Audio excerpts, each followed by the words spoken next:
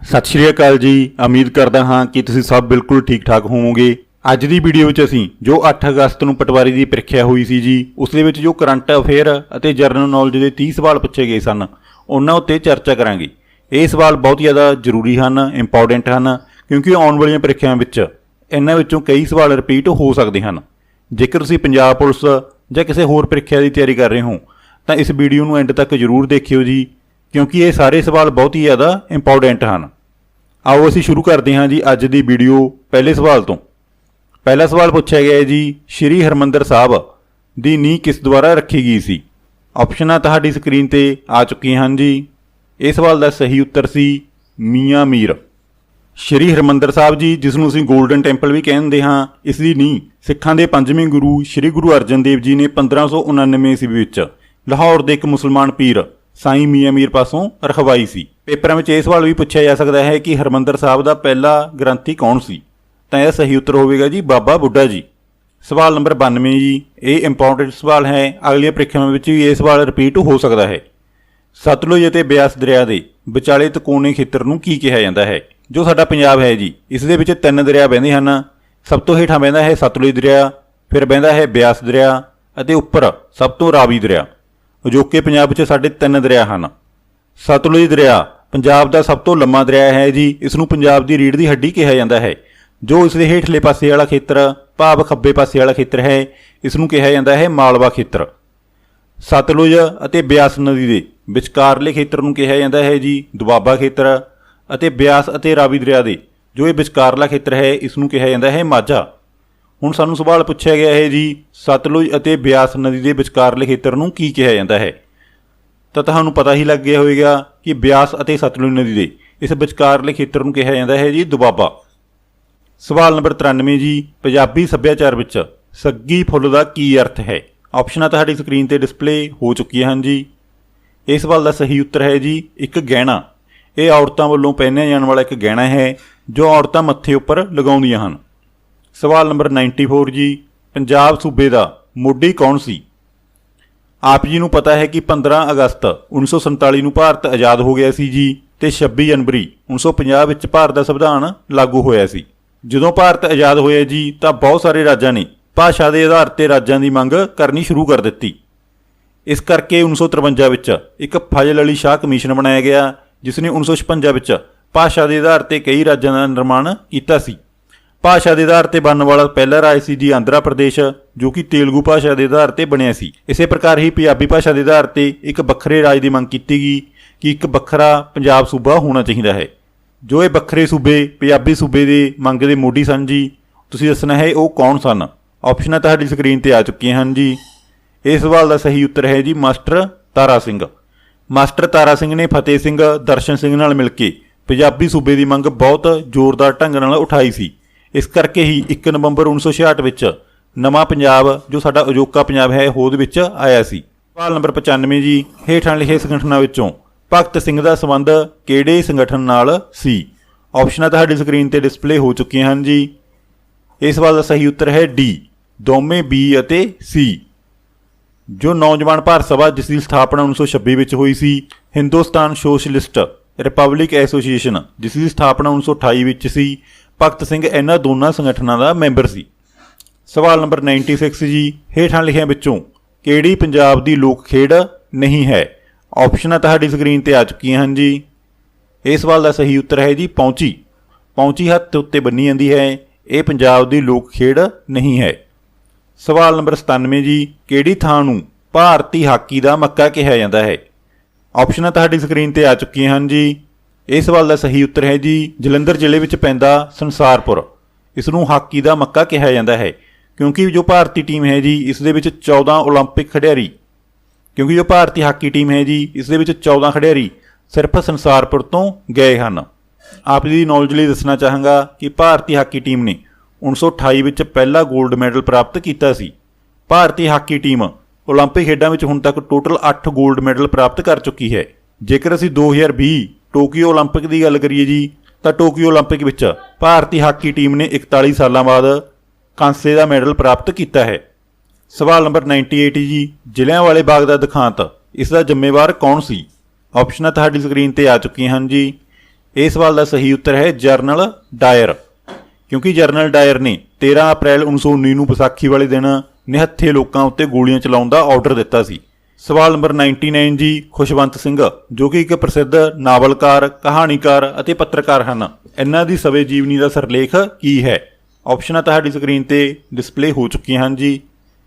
ਇਹ ਸਵਾਲ ਦਾ ਸਹੀ ਉੱਤਰ ਹੈ ਜੀ option D, truth, love and a little ਮਲਾਈਸ।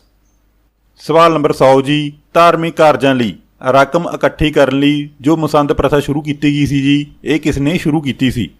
ਆਪਸ਼ਨਾਂ ਤੁਹਾਡੀ ਸਕਰੀਨ ਤੇ ਡਿਸਪਲੇ ਹੋ ਚੁੱਕੀਆਂ ਹਨ ਜੀ। ਇਸ ਸਵਾਲ ਦਾ ਸਹੀ ਉੱਤਰ ਹੈ ਜੀ ਸ਼੍ਰੀ ਗੁਰੂ ਰਾਮਦਾਸ ਜੀ ਨੇ। ਇੰਟਰਨੈਟ ਉੱਪਰ ਕਈ ਥਾਵੇਂ ਸ਼੍ਰੀ ਗੁਰੂ ਅਮਰਦਾਸ ਜੀ ਲਿਖਿਆ ਹੋਇਆ ਹੈ, ਇਸ ਲਈ ਇਹ ਸਵਾਲ ਆਬਜੈਕਸ਼ਨ ਵਿੱਚ ਜਾ ਸਕਦਾ ਹੈ ਜੀ। ਜੋ ਮਸੰਦ ਭ੍ਰਿਸ਼ਟਾਚਾਰ ਕਰਨ ਲੱਗੇ ਤਾਂ ਸ਼੍ਰੀ ਗੁਰੂ ਗੋਬਿੰਦ ਸਿੰਘ ਜੀ ਨੇ, ਜੋ ਸਿੱਖਾਂ ਦੇ 10ਵੇਂ ਗੁਰੂ ਸਨ ਜੀ, ਉਹਨਾਂ ਨੇ ਮਸੰਦ ਪ੍ਰਥਾ ਨੂੰ ਖਤਮ ਕਰ ਦਿੱਤਾ ਸੀ। ਸਵਾਲ ਨੰਬਰ 101 ਜੀ, ਭਾਰਤ ਦਾ ਪਹਿਲਾ ਕਾਨੂੰਨ ਅਧਿਕਾਰੀ ਕਿਸ ਨੂੰ ਕਿਹਾ ਜਾਂਦਾ ਹੈ? ਇਹ ਸਵਾਲ ਬਹੁਤ ਹੀ ਜ਼ਿਆਦਾ ਇੰਪੋਰਟੈਂਟ ਹੈ ਤੇ ਤੁਸੀਂ ਕਿਸੇ ਵੀ ਪ੍ਰੀਖਿਆ ਵਿੱਚ ਦੇਖ ਲਓ, ਇਹ ਸਵਾਲ ਬਾਰ-ਬਾਰ ਰਿਪੀਟ ਹੋ ਰਿਹਾ ਹੈ। ਭਾਰਤ ਦਾ ਪਹਿਲਾ ਕਾਨੂੰਨ ਅਧਿਕਾਰੀ ਕਿਸ ਨੂੰ ਕਿਹਾ ਜਾਂਦਾ ਹੈ? ਇਹ ਕਿਹਾ ਜਾਂਦਾ ਹੈ ਜੀ ਭਾਰਤ ਦੇ ਅਟਾਰਨੀ ਜਨਰਲ ਆਫ ਇੰਡੀਆ ਨੂੰ, ਜਿਸ ਦਾ ਵਰਣਨ ਭਾਰਤੀ ਸੰਵਿਧਾਨ ਦੇ ਆਰਟੀਕਲ 76(1) ਵਿੱਚ ਕੀਤਾ ਗਿਆ ਹੈ। ਜੋ ਅਟਾਰਨੀ ਜਨਰਲ ਆਫ ਇੰਡੀਆ ਹੁੰਦਾ ਹੈ ਜੀ, ਇਹ ਭਾਰਤ ਸਰਕਾਰ ਦਾ ਇੱਕ ਕਾਨੂੰਨੀ ਸਲਾਹਕਾਰ ਹੁੰਦਾ ਹੈ। ਜੇਕਰ ਕਿਸੇ ਵੀ ਮਾਮਲੇ ਉੱਪਰ ਕਾਨੂੰਨੀ ਸਲਾਹ ਲੈਣੀ ਹੋਵੇ ਤਾਂ ਭਾਰਤ ਸਰਕਾਰ ਅਟਾਰਨੀ ਜਨਰਲ ਆਫ ਇੰਡੀਆ ਤੋਂ ਲੈਂਦੀ ਹੈ। ਜੇਕਰ ਅਸੀਂ ਪੰਜਾਬ ਦੀ ਗੱਲ ਕਰੀਏ ਤਾਂ ਪੰਜਾਬ ਵਿੱਚ ਅਟਾਰਨੀ ਜਨਰਲ ਆਫ ਪੰਜਾਬ ਹੁੰਦਾ ਹੈ। ਹਰੇਕ ਰਾਜ ਅਤੇ ਕੇਂਦਰ ਸਰਕਾਰ ਵਿੱਚ ਇੱਕ ਅਟਾਰਨੀ ਜਨਰਲ ਹੁੰਦਾ ਹੈ। ਵਰਤਮਾਨ ਸਮੇਂ ਜੋ ਭਾਰਤ ਦਾ ਅਟਾਰਨੀ ਜਨਰਲ ਹੈ ਜੀ, ਇਹ ਹੈ ਕੇ ਬੇਨੂਗੋਪਾਲ, ਜੋ ਕਿ ਭਾਰਤ ਦੇ 15ਵੇਂ ਅਟਾਰਨੀ ਜਨਰਲ ਆਫ ਇੰਡੀਆ ਹਨ।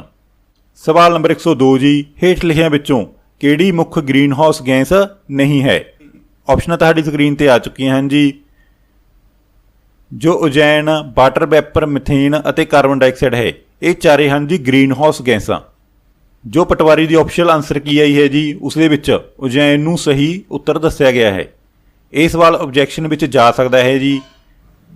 ਸਵਾਲ ਨੰਬਰ 103 ਜੀ, ਪ੍ਰਤੀ ਸਾਲ ਦੌਰਾਨ ਜਨਸੰਖਿਆ ਦੀ ਪ੍ਰਤੀ 1000 ਜੀਵਤ ਪੈਦਾਇਸ਼ ਨੂੰ ਕੀ ਕਹਿੰਦੇ ਹਨ? ਆਪਸ਼ਨਾਂ ਤੁਹਾਡੀ ਸਕਰੀਨ ਤੇ ਡਿਸਪਲੇ ਹੋ ਚੁੱਕੀਆਂ ਹਨ ਜੀ। ਇਹ ਸਵਾਲ ਵੀ ਡਾਊਟ ਦੇ ਵਿੱਚ ਹੈ ਜੀ ਅਤੇ ਇਹ ਸਵਾਲ ਆਬਜੈਕਸ਼ਨ ਵਿੱਚ ਜਾਵੇਗਾ, ਕਿਉਂਕਿ ਪ੍ਰਤੀ ਸਾਲ ਦੌਰਾਨ ਜਨਸੰਖਿਆ ਦੀ ਪ੍ਰਤੀ 1000 ਜੀਵਤ ਪੈਦਾਇਸ਼ ਨੂੰ ਕਿਹਾ ਜਾਂਦਾ ਹੈ ਜੀ ਕਰੋੜ ਜਨਮ ਦਰ। ਜੋ ਪਟਵਾਰੀ ਦੀ ਆਪਸ਼ਨਲ ਆਨਸਰ ਕੀ ਆਈ ਹੈ, ਉਸ ਦੇ ਵਿੱਚ ਜਨਮ ਦਰ ਸਹੀ ਉੱਤਰ ਦਿੱਤਾ ਗਿਆ ਹੈ। ਸਵਾਲ ਨੰਬਰ 104 ਜੀ, ਆਸ਼ਾ, ਤੁਸੀਂ ਆਸ਼ਾ ਵਰਕਰਾਂ ਬਾਰੇ ਸੁਣਿਆ ਹੋਵੇਗਾ ਜੀ, ਇਹ ਕਿਸ ਦਾ ਸੰਖੇਪਿਤ ਰੂਪ ਹੈ? ਜੋ ਆਸ਼ਾ ਵਰਕਰ ਹੁੰਦੇ ਹਨ, ਇਸ ਵਿੱਚ ਆਸ਼ਾ ਦੀ ਫੁੱਲ ਫਾਰਮ ਕੀ ਹੁੰਦੀ ਹੈ? ਇਸ ਸਵਾਲ ਦਾ ਸਹੀ ਉੱਤਰ ਹੈ ਜੀ option C, accredited social health activities. ਜੇਕਰ ਅਸੀਂ ਪੰਜਾਬੀ ਵਿੱਚ ਗੱਲ ਕਰੀਏ ਜੀ ਤਾਂ ਇਹਨਾਂ ਨੂੰ ਕਿਹਾ ਜਾ ਸਕਦਾ ਹੈ ਮਾਨਤਾ ਪ੍ਰਾਪਤ ਸਮਾਜਿਕ ਸਵਾਸਥਯ ਕਾਰਜਕਰਤਾ। ਸਵਾਲ ਨੰਬਰ 105 ਜੀ, ਭਾਰਤ ਦੇ ਸੰਵਿਧਾਨ ਅਧੀਨ ਹੇਠ ਲਿਖਿਆਂ ਵਿੱਚੋਂ ਕਿਹੜਾ ਬੋਲਣ ਅਤੇ ਅਭਿਵਿਅਕਤੀ ਦੀ ਆਜ਼ਾਦੀ ਅਧੀਨ ਨਹੀਂ ਆਉਂਦਾ ਹੈ? ਜੋ ਸਾਨੂੰ ਬੋਲਣ ਅਤੇ ਅਭਿਵਿਅਕਤੀ ਦੀ ਆਜ਼ਾਦੀ ਦਿੱਤੀ ਗਈ ਹੈ ਜੀ, ਇਹ ਦਿੱਤੀ ਗਈ ਹੈ ਆਰਟੀਕਲ 19A ਦੇ ਤਹਿਤ, ਜੋ ਕਿ ਮੌਲਿਕ ਅਧਿਕਾਰਾਂ ਦੇ ਅੰਤਰਗਤ ਆਉਂਦਾ ਹੈ। ਆਪਸ਼ਨਾਂ ਤੁਹਾਡੀ ਸਕਰੀਨ ਤੇ ਆ ਚੁੱਕੀਆਂ ਹਨ ਜੀ। ਇਸ ਸਵਾਲ ਦਾ ਸਹੀ ਉੱਤਰ ਹੈ ਜੀ ਖੁਦ ਮੁਖਤਿਆਰੀ ਦੀ ਮੰਗ ਕਰਨਾ। ਸਵਾਲ ਨੰਬਰ 106 ਜੀ, ਅੰਤਰਰਾਸ਼ਟਰੀ ਯੋਗਾ ਦਿਵਸ ਕਦੋਂ ਮਨਾਇਆ ਜਾਂਦਾ ਹੈ? ਇਹ ਮਨਾਇਆ ਜਾਂਦਾ ਹੈ ਜੀ ਉੱਤਰੀ ਅਰਧਗੋਲੇ ਉੱਪਰ ਜਦੋਂ ਸਭ ਤੋਂ ਵੱਡਾ ਦਿਨ ਹੁੰਦਾ ਹੈ। ਇਹ ਹੁੰਦਾ ਹੈ ਜੀ 21 ਜੂਨ ਨੂੰ। ਪਹਿਲੀ ਵਾਰੀ ਅੰਤਰਰਾਸ਼ਟਰੀ ਯੋਗਾ ਦਿਵਸ ਸੀ ਜੀ, ਇਹ 2015 ਵਿੱਚ ਮਨਾਇਆ ਗਿਆ ਸੀ। ਸਵਾਲ ਨੰਬਰ 107 ਜੀ, ਹੇਠ ਲਿਖਿਆਂ ਵਿੱਚੋਂ ਕਿਹੜੀ ਲੜਾਈ ਭਾਰਤ ਵਿੱਚ ਅੰਗਰੇਜ਼ਾਂ ਦੀ ਹਕੂਮਤ ਨੂੰ ਪ੍ਰਮੁੱਖਤਾ ਦਿੰਦੀ ਹੈ? ਉਹ ਕਿਹੜੀ ਲੜਾਈ ਸੀ ਜਿਸ ਨੂੰ ਜਿੱਤਣ ਤੋਂ ਬਾਅਦ ਅੰਗਰੇਜ਼ਾਂ ਨੇ ਭਾਰਤ ਉੱਤੇ ਸ਼ਾਸਨ ਕਰਨਾ ਆਰੰਭ ਕਰ ਦਿੱਤਾ ਸੀ? ਇਹ ਲੜਾਈ ਸੀ ਜੀ ਜੋ ਕਲਕੱਤਾ ਵਿੱਚ ਹੁਗਲੀ ਨਦੀ, ਜਿਸ ਨੂੰ ਭਾਗੀਰਥੀ ਨਾਂ ਦੇ ਨਾਲ ਵੀ ਜਾਣਿਆ ਜਾਂਦਾ ਹੈ, ਉਸ ਦੇ ਕਿਨਾਰੇ ਉੱਪਰ 7 ਸਾਲ ਚੱਲੀ ਸੀ। ਇਹ ਲੜਾਈ ਸੀ ਜੀ ਪਲਾਸੀ ਦੀ ਲੜਾਈ, ਜੋ ਕਿ 1757 ਤੋਂ ਲੈ ਕੇ 1763 ਈਸਵੀ ਵਿੱਚ ਹੋਈ ਸੀ। ਪਲਾਸੀ ਲੜਾਈ ਵਿੱਚ ਅੰਗਰੇਜ਼ਾਂ ਤਰਫੋਂ ਕਮਾਨ ਸੰਭਾਲੀ ਸੀ ਜੀ ਰਾਬਰਟ ਕਲਾਈਵ ਨੇ। ਉਸਦੇ ਸਾਹਮਣੇ ਬੰਗਾਲ ਦਾ ਸਿਰਾਜੂਦੌਲਾ ਸੀ। ਉਸਨੇ ਬੰਗਾਲ ਦੇ ਸਿਰਾਜੂਦੌਲਾ ਨੂੰ ਹਰਾ ਕੇ ਬੰਗਾਲ ਨੂੰ ਆਪਣੇ ਅਧੀਨ ਕਰ ਲਿਆ ਸੀ। ਇਸ ਕਰਕੇ ਈਸਟ ਇੰਡੀਆ ਕੰਪਨੀ ਨੇ ਭਾਰਤ ਵਿੱਚ ਹਕੂਮਤ ਕਰਨੀ ਆਰੰਭ ਕਰ ਦਿੱਤੀ ਸੀ। ਪੇਪਰਾਂ ਵਿੱਚ ਇਹਨਾਂ ਲੜਾਈਆਂ ਦੇ ਸਾਲ ਵੀ ਪੁੱਛੇ ਜਾ ਸਕਦੇ ਹਨ, ਤੁਸੀਂ ਯਾਦ ਰੱਖਣਾ ਹੈ ਜੀ। ਬਕਸਰ ਦੀ ਲੜਾਈ ਹੋਈ ਸੀ 1764 ਈਸਵੀ ਵਿੱਚ। ਜੋ ਮਸੂਰ ਦੀ ਤੀਸਰੀ ਲੜਾਈ ਸੀ, ਇਹ ਹੋਈ ਸੀ 1790 ਤੋਂ 92 ਵਿੱਚ। ਮਸੂਰ ਦੀ ਚੌਥੀ ਲੜਾਈ 1799 ਵਿੱਚ ਹੋਈ ਸੀ। ਸਵਾਲ ਨੰਬਰ 108 ਜੀ, IRDA ਬੀਮਾ ਰੈਗੂਲੇਟਰੀ ਐਂਡ ਵਿਕਾਸ ਅਥਾਰਟੀ, ਇਹ ਕੀ ਹੈ ਜੀ? ਆਪਸ਼ਨਾਂ ਤੁਹਾਡੀ ਸਕਰੀਨ ਤੇ ਡਿਸਪਲੇ ਹੋ ਚੁੱਕੀਆਂ ਹਨ। ਇਹ ਸਵਾਲ ਦਾ ਸਹੀ ਉੱਤਰ ਹੈ ਜੀ ਇੱਕ ਕਾਨੂੰਨੀ ਸੰਸਥਾ, ਕਿਉਂਕਿ ਭਾਰਤੀ ਸੰਸਦ ਨੇ 1999 ਵਿੱਚ ਇੱਕ ਕਾਨੂੰਨ ਪਾਸ ਕਰਕੇ IRDA ਦੀ ਸਥਾਪਨਾ ਕੀਤੀ ਸੀ। ਇਸ ਕਰਕੇ ਇਹ ਹੈ ਇੱਕ ਕਾਨੂੰਨੀ ਸੰਸਥਾ। ਜੇਕਰ ਅਸੀਂ ਇਸ ਦੇ ਹੈੱਡਕੁਆਟਰ ਦੀ ਗੱਲ ਕਰੀਏ ਜੀ, ਤਾਂ ਇਸ ਦਾ ਹੈੱਡਕੁਆਟਰ ਹੈ ਹੈਦਰਾਬਾਦ ਵਿੱਚ, ਜੋ ਕਿ ਵਰਤਮਾਨ ਸਮੇਂ ਤੇਲੰਗਾਨਾ ਦੀ ਰਾਜਧਾਨੀ ਹੈ। ਕਿਹੜੀ ਸੰਸਥਾ ਹੈ ਜੀ ਜੋ ਇੰਡੀਆ ਇਨੋਵੇਸ਼ਨ ਇੰਡੈਕਸ ਨੂੰ ਜਾਰੀ ਕਰਦੀ ਹੈ? ਆਪਸ਼ਨਾਂ ਤੁਹਾਡੀ ਸਕਰੀਨ ਤੇ ਡਿਸਪਲੇ ਹੋ ਚੁੱਕੀਆਂ ਹਨ ਜੀ। ਇਸ ਸਵਾਲ ਦਾ ਸਹੀ ਉੱਤਰ ਹੈ ਜੀ ਨੀਤੀ ਆਯੋਗ। ਨੀਤੀ ਆਯੋਗ ਦੀ ਸਥਾਪਨਾ 1 ਜਨਵਰੀ 2015 ਨੂੰ ਕੀਤੀ ਗਈ ਸੀ ਜੀ, ਜੋ ਕਿ ਇੰਡੀਆ ਇਨੋਵੇਸ਼ਨ ਇੰਡੈਕਸ ਨੂੰ ਜਾਰੀ ਕਰਦੀ ਹੈ। ਪੇਪਰਾਂ ਵਿੱਚ ਨੀਤੀ ਆਯੋਗ ਦੀ ਫੁੱਲ ਫਾਰਮ ਵੀ ਪੁੱਛੀ ਜਾ ਸਕਦੀ ਹੈ ਜੀ, ਤਾਂ ਇਹਦੀ ਫੁੱਲ ਫਾਰਮ ਤੁਸੀਂ ਯਾਦ ਕਰ ਲਓ, national institute for transforming India. ਨੀਤੀ ਆਯੋਗ ਬਾਰੇ ਜੋ ਹੋਰ ਸਵਾਲ ਪੁੱਛਿਆ ਜਾਂਦਾ ਹੈ ਜੀ, ਉਹ ਪੁੱਛਿਆ ਜਾਂਦਾ ਹੈ ਕਿ ਨੀਤੀ ਆਯੋਗ ਦਾ ਚੇਅਰਮੈਨ ਕੌਣ ਹੁੰਦਾ ਹੈ? ਜੋ ਨੀਤੀ ਆਯੋਗ ਦਾ ਚੇਅਰਮੈਨ ਹੁੰਦਾ ਹੈ ਜੀ, ਉਹ ਹੁੰਦਾ ਹੈ ਭਾਰਤ ਦਾ ਪ੍ਰਧਾਨ ਮੰਤਰੀ। ਵਰਤਮਾਨ ਸਮੇਂ ਇਸ ਦਾ ਵਾਈਸ ਚੇਅਰਮੈਨ ਹੈ ਜੀ ਰਾਜੀਵ ਕੁਮਾਰ ਅਤੇ ਇਸ ਦਾ CEO ਹੈ ਜੀ ਅਮਿਤਾਭ ਕਾਂਤ। ਸਵਾਲ ਨੰਬਰ 110 ਜੀ, ਮਲੇਰਕੋਟਲਾ ਪੰਜਾਬ ਦਾ ਕਿੰਨਵਾਂ ਜ਼ਿਲ੍ਹਾ ਹੈ? ਇਹ ਸਵਾਲ ਬਹੁਤ ਹੀ ਆਸਾਨ ਹੈ ਜੀ। ਇਹ ਤੁਹਾਨੂੰ ਯਾਦ ਹੀ ਹੋਵੇਗਾ ਕਿ ਈਦ ਵਾਲੇ ਦਿਨ ਪੰਜਾਬ ਸਰਕਾਰ ਨੇ ਮਲੇਰਕੋਟਲਾ ਨੂੰ ਪੰਜਾਬ ਦਾ 23ਵਾਂ ਜ਼ਿਲ੍ਹਾ ਬਣਾਇਆ ਸੀ। ਇਹ ਤੁਸੀਂ ਡੇਟ ਵੀ ਯਾਦ ਕਰ ਲਓ ਜੀ ਕਿ 14 ਮਈ 2021 ਨੂੰ ਮਲੇਰਕੋਟਲਾ ਨੂੰ ਪੰਜਾਬ ਦਾ 23ਵਾਂ ਜ਼ਿਲ੍ਹਾ ਬਣਾਇਆ ਗਿਆ ਹੈ। ਅਗਲੀਆਂ ਪ੍ਰੀਖਿਆਵਾਂ ਵਿੱਚ ਇਹ ਤਰੀਕ ਵੀ ਪੁੱਛੀ ਜਾ ਸਕਦੀ ਹੈ। ਸਵਾਲ ਨੰਬਰ 111 ਜੀ, ਵਿਸ਼ਵ ਬੈਂਕ ਦੀ ਅਪਡੇਟ ਉਪਰੰਤ ਡੂਇੰਗ ਬਿਜ਼ਨਸ ਰਿਪੋਰਟ 2020 ਦੇ ਅੰਤਰਗਤ ਭਾਰਤ ਕਿੰਨਵੇਂ ਨੰਬਰ ਤੇ ਆਇਆ ਹੈ ਜੀ? ਜੋ ਇਹ ਰਿਪੋਰਟ ਹੈ ਜੀ, ਇਹ ਵਿਸ਼ਵ ਬੈਂਕ ਵਰਲਡ ਬੈਂਕ ਵੱਲੋਂ ਜਾਰੀ ਕੀਤੀ ਜਾਂਦੀ ਹੈ ਜੀ। ਜੋ ਇਹ ਸੂਚੀ ਹੈ, ਇਸ ਦੇ ਵਿੱਚ ਪਹਿਲੇ ਨੰਬਰ ਤੇ ਰਿਹਾ ਹੈ ਨਿਊਜ਼ੀਲੈਂਡ ਦੇਸ਼। ਭਾਰਤ ਦਾ ਇਸ ਸੂਚੀ ਵਿੱਚ ਸਥਾਨ ਆਇਆ ਹੈ ਜੀ 63ਵਾਂ। ਜੋ ਵਿਸ਼ਵ ਵਿੱਚ ਵੱਖ-ਵੱਖ ਇੰਡੈਕਸ ਜਾਰੀ ਕੀਤੇ ਜਾਂਦੇ ਹਨ ਜੀ, ਉਹਨਾਂ ਵਿੱਚੋਂ ਪ੍ਰੀਖਿਆ ਵਿੱਚੋਂ ਅਕਸਰ ਬਹੁਤ ਸਾਰੇ ਸਵਾਲ ਪੁੱਛੇ ਜਾਂਦੇ ਹਨ। ਇਸ ਲਈ ਤੁਸੀਂ ਗਰਚ IQ ਐਜੂਕੇਸ਼ਨ ਨਾਲ ਜੁੜੇ ਰਹੋ ਜੀ। ਜੋ ਵੱਖ-ਵੱਖ ਸਮੇਂ ਤੇ ਕੋਈ ਇੰਡੈਕਸ ਜਾਰੀ ਕੀਤਾ ਜਾਂਦਾ ਹੈ, ਇਸ ਬਾਰੇ ਤੁਹਾਨੂੰ ਸੂਚਨਾ ਦਿੱਤੀ ਜਾਵੇਗੀ। ਹੇਠ ਲਿਖਿਆਂ ਵਿੱਚੋਂ ਕਿਹੜੀ ਪਰਿਭਾਸ਼ਾ ਮੋਟਰ ਵਾਹਨ ਸੋਧ ਐਕਟ 2019 ਦੇ ਤਹਿਤ ਸ਼ਾਮਲ ਕੀਤੀ ਗਈ ਹੈ? ਆਪਸ਼ਨਾਂ ਤੁਹਾਡੀ ਸਕਰੀਨ ਤੇ ਡਿਸਪਲੇ ਹੋ ਚੁੱਕੀਆਂ ਹਨ ਜੀ। ਜੋ ਪਹਿਲਾ ਮੋਟਰ ਵਾਹਨ ਐਕਟ ਸੀ ਜੀ, ਉਹ 1988 ਵਾਲਾ ਚੱਲਦਾ ਸੀ। ਇਸ ਵਿੱਚ ਸੋਧ ਕਰਕੇ ਹੁਣ ਮੋਟਰ ਵਾਹਨ ਐਕਟ 2019 ਬਣਾ ਦਿੱਤਾ ਗਿਆ ਹੈ ਜੀ। ਇਸ ਦੇ ਵਿੱਚ ਸ਼ਾਮਲ ਕੀਤਾ ਗਿਆ ਹੈ ਐਗਰੀਗੇਟਸ ਦੀ ਪਰਿਭਾਸ਼ਾ ਨੂੰ। ਸਵਾਲ ਨੰਬਰ 114 ਜੀ, ਭਾਰਤ ਵਿੱਚ ਕਾਲਜੀਅਮ ਸਿਸਟਮ ਕਿਸ ਦੇ ਸੰਬੰਧ ਵਿੱਚ ਸਭ ਤੋਂ ਪਹਿਲਾਂ ਲਾਗੂ ਕੀਤਾ ਗਿਆ ਹੈ? ਆਪਸ਼ਨਾਂ ਤੁਹਾਡੀ ਸਕਰੀਨ ਤੇ ਡਿਸਪਲੇ ਹੋ ਚੁੱਕੀਆਂ ਹਨ। ਇਹ ਸਵਾਲ ਦਾ ਬਿਲਕੁਲ ਸਹੀ ਉੱਤਰ ਹੈ ਜੀ ਅਦਾਲਤਾਂ ਵਿੱਚ। ਤੁਸੀਂ ਸੁਣਿਆ ਹੋਵੇਗਾ ਕਿ 3 ਜੱਜਾਂ ਦੀ 5 ਜੱਜਾਂ ਦੀ ਬੈਂਚ ਨੇ ਕੋਈ ਮੁਕੱਦਮੇ ਦਾ ਫੈਸਲਾ ਕੀਤਾ ਹੈ। ਜੋ 5 ਜੱਜਾਂ ਦਾ ਜਾਂ 3 ਜੱਜਾਂ ਦਾ ਬੈਂਚ ਹੁੰਦਾ ਹੈ ਜੀ, ਉਸ ਨੂੰ ਕਿਹਾ ਜਾਂਦਾ ਹੈ ਕਾਲਜੀਅਮ ਸਿਸਟਮ। ਇਸ ਦੇ ਵਿੱਚ ਸਾਰੇ ਜੱਜਾਂ ਨੂੰ ਬਰਾਬਰ ਸ਼ਕਤੀ ਪ੍ਰਦਾਨ ਕੀਤੀ ਹੁੰਦੀ ਹੈ। ਜੇਕਰ 5 ਜੱਜਾਂ ਦੇ ਵਿੱਚੋਂ 3 ਜੱਜ ਇੱਕ ਪਾਸੇ ਫੈਸਲਾ ਲੈਣ ਤਾਂ ਉਹ ਫੈਸਲਾ ਹੀ ਮੰਨਿਆ ਜਾਵੇਗਾ। ਸਵਾਲ ਨੰਬਰ 114 ਜੀ, ਭਾਰਤ ਵਿੱਚ ਕਿਸ ਯੂਨੀਵਰਸਿਟੀ ਨੂੰ ਯੂਨੈਸਕੋ ਵੱਲੋਂ ਵਰਲਡ ਹੈਰੀਟੇਜ ਵਜੋਂ ਮਾਨਤਾ ਪ੍ਰਾਪਤ ਹੋ ਚੁੱਕੀ ਹੈ ਜੀ? ਆਪਸ਼ਨਾਂ ਤੁਹਾਡੀ ਸਕਰੀਨ ਤੇ ਡਿਸਪਲੇ ਹੋ ਚੁੱਕੀਆਂ ਹਨ ਜੀ। ਇਹ ਹੈ ਭਾਰਤ ਦੀ ਪ੍ਰਾਚੀਨ ਯੂਨੀਵਰਸਿਟੀ, ਜੋ ਕਿ ਬਿਹਾਰ ਵਿੱਚ ਸਥਿਤ ਹੈ ਜੀ। ਸਹੀ ਉੱਤਰ ਹੈ ਨਾਲੰਦਾ ਯੂਨੀਵਰਸਿਟੀ। ਜੇਕਰ ਅਸੀਂ ਭਾਰਤ ਵਿੱਚ ਯੂਨੈਸਕੋ ਦੁਆਰਾ ਵਰਲਡ ਹੈਰੀਟੇਜ ਸਥਾਨਾਂ ਦੀ ਗੱਲ ਕਰੀਏ ਜੀ, ਤਾਂ ਟੋਟਲ 40 ਸਥਾਨਾਂ ਨੂੰ ਵਰਲਡ ਹੈਰੀਟੇਜ ਦਾ ਦਰਜਾ ਮਿਲ ਚੁੱਕਿਆ ਹੈ। ਜੋ ਲੇਟੈਸਟ 2021 ਵਿੱਚ 2 ਸਥਾਨਾਂ ਨੂੰ ਵਰਲਡ ਹੈਰੀਟੇਜ ਦਾ ਸਥਾਨ ਮਿਲਿਆ ਹੈ ਜੀ। ਭਾਰਤ ਦਾ 39ਵਾਂ ਵਰਲਡ ਹੈਰੀਟੇਜ ਸਥਾਨ ਹੈ ਜੀ ਅਰਮਾਪਾ ਮੰਦਿਰ ਅਤੇ 40ਵਾਂ ਹੈ ਗੁਜਰਾਤ ਦਾ ਧੌਲਾਵੀਰਾ, ਜਿਸ ਨੂੰ ਯੂਨੈਸਕੋ ਵੱਲੋਂ ਵਰਲਡ ਹੈਰੀਟੇਜ ਦਾ ਦਰਜਾ ਦਿੱਤਾ ਗਿਆ ਹੈ। ਹੇਠ ਲਿਖਿਆਂ ਵਿੱਚੋਂ ਕਿਹੜਾ ਜੋੜਾ ਰਾਜ ਦੀ ਗਠਨ ਮਿਤੀ ਨਾਲ ਸਹੀ ਮੇਲ ਖਾਂਦਾ ਹੈ? ਆਪਸ਼ਨਾਂ ਤੁਹਾਡੀ ਸਕਰੀਨ ਤੇ ਡਿਸਪਲੇ ਹੋ ਚੁੱਕੀਆਂ ਹਨ ਜੀ। ਆਪ ਜੀ ਨੂੰ ਪਤਾ ਹੈ ਕਿ ਅਜੋਕੇ ਪੰਜਾਬ ਅਤੇ ਹਰਿਆਣੇ ਦੀ ਜੋ ਵੰਡ ਹੋਈ ਸੀ ਜੀ, ਉਹ ਹੋਈ ਸੀ 1 ਨਵੰਬਰ 1966 ਨੂੰ। ਇਸ ਲਈ ਇਸ ਸਵਾਲ ਦਾ ਸਹੀ ਉੱਤਰ ਹੋਵੇਗਾ ਹਰਿਆਣਾ। ਪੰਜਾਬ ਅਤੇ ਹਰਿਆਣੇ ਦਾ ਜੋ ਸਥਾਪਨਾ ਦਿਵਸ ਹੈ ਜੀ, ਉਹ 1 ਨਵੰਬਰ ਨੂੰ ਮਨਾਇਆ ਜਾਂਦਾ ਹੈ, ਕਿਉਂਕਿ ਇਸ ਦੀ ਸਥਾਪਨਾ 1966 ਵਿੱਚ 1 ਨਵੰਬਰ ਨੂੰ ਹੋਈ ਸੀ। ਸਵਾਲ ਨੰਬਰ 116, ਹੇਠ ਲਿਖਿਆਂ ਵਿੱਚੋਂ ਕਿਸ ਸਥਾਨ ਤੇ ਸਰਦਾਰ ਵੱਲਭ ਭਾਈ ਪਟੇਲ ਵੱਲੋਂ ਝੰਡਾ ਸੱਤਿਆਗ੍ਰਹਿ ਸਫਲਤਾ ਸਹਿਤ ਚਲਾਇਆ ਗਿਆ ਸੀ? ਨਾਫਟਾ ਤੇ EEC ਇਹ ਹਨ ਸਾਰੇ ਜੀ ਆਰਥਿਕ ਸੰਗਠਨ। ਜੋ ਨਾਟੋ ਹੈ ਜੀ, ਇਹ ਹੈ ਇੱਕ ਫੌਜੀ ਸੰਗਠਨ ਜਿਸ ਦੀ ਸਥਾਪਨਾ ਦੂਸਰੇ ਵਿਸ਼ਵ ਯੁੱਧ ਤੋਂ ਬਾਅਦ, ਦੂਸਰਾ ਵਿਸ਼ਵ ਯੁੱਧ ਹੋਇਆ ਸੀ 1939 ਤੋਂ 45 ਤੱਕ। ਨਾਟੋ ਦੀ ਸਥਾਪਨਾ ਹੋਈ ਸੀ 1949 ਈਸਵੀ ਵਿੱਚ। ਇਸ ਦੀ ਸਥਾਪਨਾ ਦੂਸਰੇ ਵਿਸ਼ਵ ਯੁੱਧ ਤੋਂ ਬਾਅਦ ਅਮਰੀਕਾ ਨੇ ਕੀਤੀ ਸੀ। ਇਸ ਦੇ ਵਿੱਚ ਟੋਟਲ 30 ਦੇਸ਼ ਸ਼ਾਮਲ ਸਨ ਜੀ। ਜੇਕਰ ਕਿਸੇ ਦੇਸ਼ ਉੱਤੇ ਕੋਈ ਹੋਰ ਬਾਹਰੀ ਦੇਸ਼ ਹਮਲਾ ਕਰਦਾ ਸੀ ਤਾਂ ਇਹ ਸਾਰੇ ਦੇਸ਼ ਮਿਲ ਕੇ ਉਸ ਦੇਸ਼ ਤੇ ਹਮਲਾ ਕਰਨ ਦੇ ਪਾਬੰਦ ਸਨ।